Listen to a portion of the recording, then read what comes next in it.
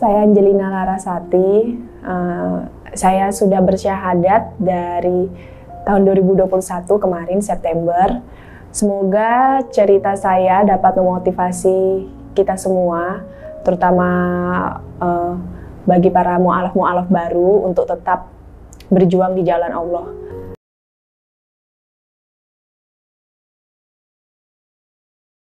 Saya SD tuh satu kelas tuh yang non-Islam cuma saya. Waktu itu karena non-Islam cuma saya, jadi guru agama saya tuh selalu kalau ada pelajaran Islam boleh ikut atau boleh misalnya di luar. Yang kalau sendiri ngapain di luar bang, mendingan saya ikut aja dalam kelas, kan maksudnya duduk aja. Jadi ketika saya duduk, guru agama saya tuh itu kayak bertanya kepada mereka, kepada teman-teman saya, apa bedanya azan subuh dengan azan sholat yang lainnya. Terus nggak ada yang tahu jawabannya kan, karena kita masih anak-anak banget kan waktu itu. Terus guru saya jelaskan, ya itu yang tadi abang ucapkan tuh as-sholah itu. Terus beliau tanya artinya apa, ya saya yang jawab artinya, lebih baik sholat daripada tidur. Terus beliau kayak, kok Laras tahu gitu. Saya bilang dong, ya kan tiap pagi saya dengar, saya bilang gitu, sekalian sekalian ceramah Pak Ustadz waktu itu, saya bilang. Jadi beliau kayak, oh masa kalian kalah dengan muslim waktu itu. Dan nggak tahu sih bang, saya memang karena saya setiap SD itu ikut pelajaran, bukan ikut, saya duduk aja sih. Terus dengarkan misalnya guru saya sampaikan materi, sampailah ujian nasional tuh bang. Karena ujian nasional, jadi mereka ini, jadi saya ini dibilang, saya kan nggak ada ujiannya nih, karena saya sendiri non-muslim. Jadi guru saya bilang, kamu boleh ikut, boleh aja duduk di sini. Kalau mau mengerjakan soal terserah. Ya udah, daripada saya nggak ada buat kan, saya kerjakan soal. Nilai saya yang paling tinggi tuh bang.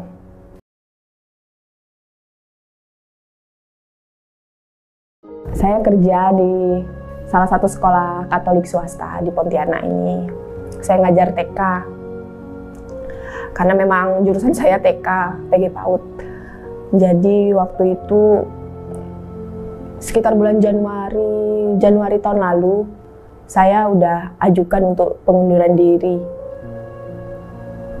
Itu sih bukan karena saya mau masuk Islam langsung, itu enggak bang, waktu itu.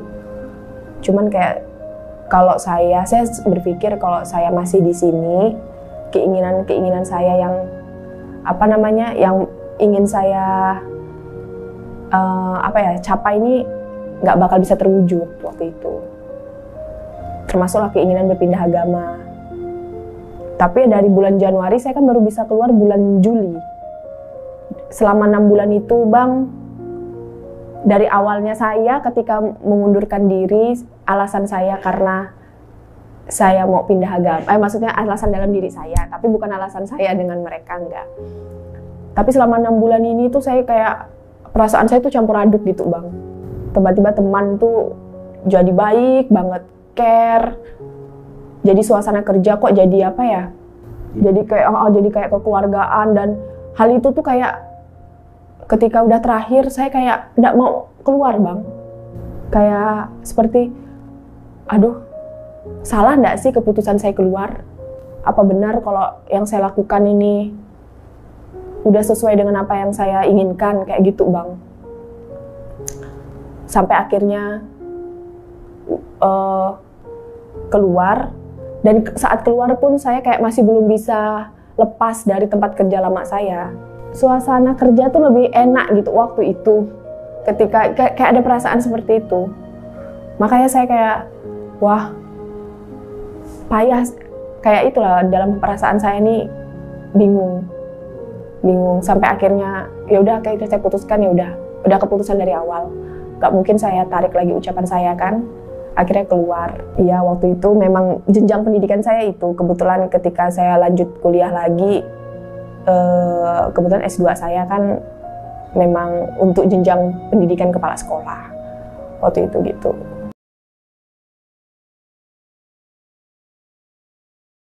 Ya memang banyak kecewanya sih Bang. Maksudnya mereka, keputusan yang saya ambil ini banyak mengecewakan mereka.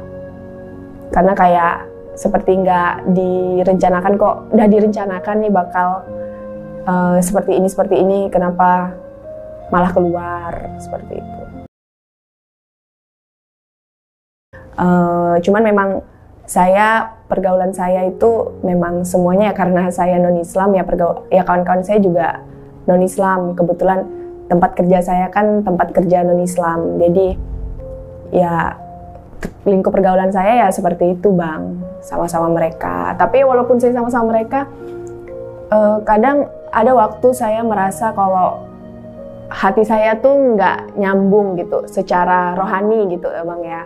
Walaupun kita istilahnya waktu itu seagama, tapi saya merasa kadang-kadang saya kayak ada hal yang nggak nyambung. Saya rajin ibadah setiap minggu, tapi ketika saya di tempat ibadah saya nggak ngapa-ngapa, cuma diam datang gitu. Jadi kayak suatu kewajiban saya datang gitu aja. Tapi saya sampai di situ ya saya bukan yang bisa gimana ya, kayak berdoa khusyuk seperti orang enggak. Ya saya datang, ya seperti ya kewajiban yang ada waktunya, ada jadwalnya, seperti itu.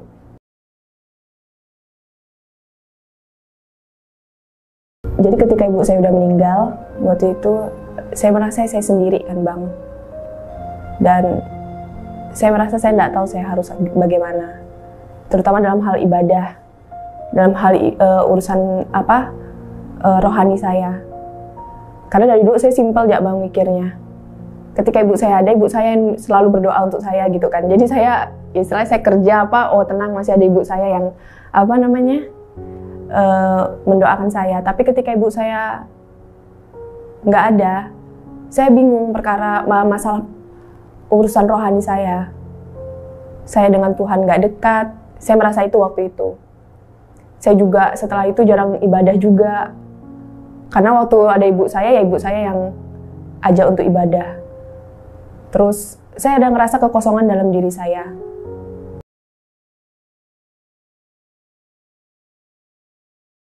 Dan kekosongan ini tuh bukan bisa diisi dengan, waktu itu agama saya waktu itu tuh dengan ibadah, walaupun saya lakukan doa dan ibadah tuh, tapi bukan itu yang saya cari. Bukan itu yang bikin saya tenang, bukan itu yang bikin saya hal yang ingin saya dapatkan tuh bukan dari itu. Kemudian saya juga sulit tidur saat itu Bang. Saya sulit tidur, saya sulit tidur, dan saya udah nyoba berbagai macam musik lah, dari musik klasik untuk bantu saya tidur. Tapi hal itu tuh nggak bikin saya tidur, hingga akhirnya di pencarian YouTube saya itu muncul ayat saya kurang lupa ya, kayak ayat kursi atau ayat apa gitu ya Bang ya. Pokoknya panjang, ada 1 jaman. Kemudian saya kayak terklik aja. Kemudian itu tuh tiba-tiba saya tertidur sampai itu sekitar 2 jaman ya. Maksudnya dia terputar terus sampai 2 jaman, dan kemudian saya tertidur dan pagi-pagi ya udah, kok saya bisa tidur seperti itu waktu itu Bang.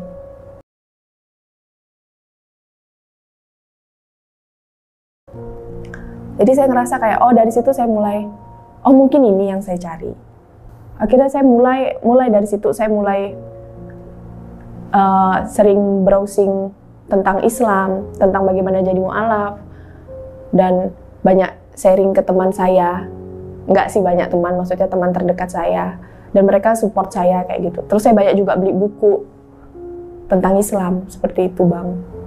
Suka dengan salah satu itu ya, Habib Hussein Hadar ya Bang.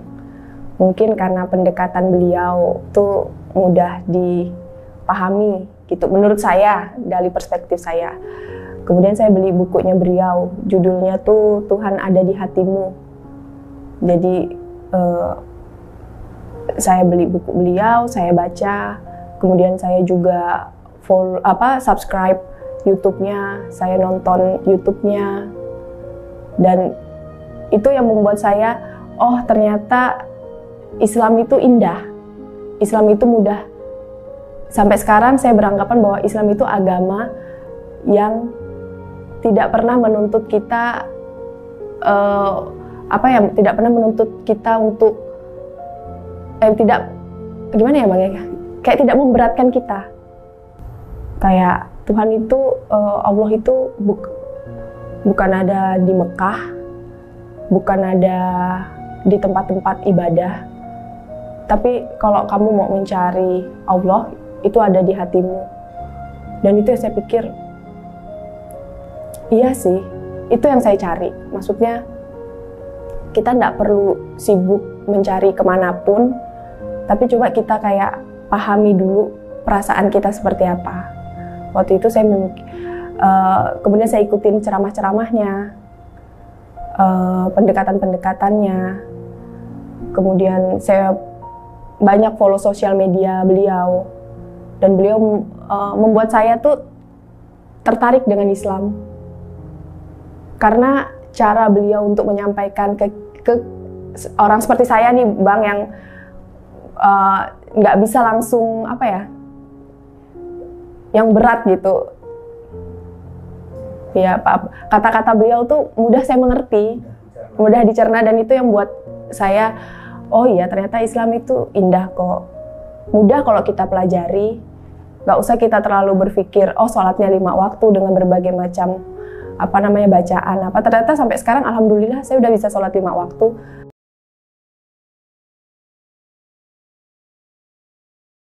Saya tuh mau syahadat tuh, hari itu tuh hari yang saya tunggu-tunggu.